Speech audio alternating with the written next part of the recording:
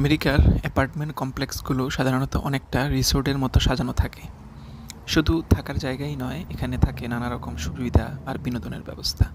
যেমন swimming pool. প্রায় প্রতিটি অ্যাপার্টমেন্টেই বড়সড় সুইমিং পুল থাকে। গরমের দিনে পুল সাইডে বসে রোদ পোহানো বা বন্ধুবান্ধব নিয়ে পানিতে ঝাঁপ দেওয়া অনেকেরই একটি প্রিয় সময় কাটানোর একটি উপায়। আপনারা এই যে দেখতে পাচ্ছেন, এখানে অনেক খালি স্পেস আছে। ওসব বৃষ্টি হয়েছে, সেজন্য একটু পানি জমে আছে হালকা। এই যে এখানে দেখতে পাচ্ছেন মেল বক্স।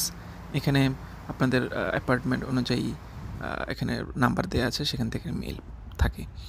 তো আউটডোর বারবিকিউ এরিয়া, লন বা কমন কোর্ট অনেক সময় পার্টি বা আড্ডার জন্য নির্দিষ্ট থাকে। তো এখানে সবাই মিলেমিশে বারবিকিউ পার্টি, জন্মদিন বা উইকেন্ড গেট টুগেদার করে থাকে।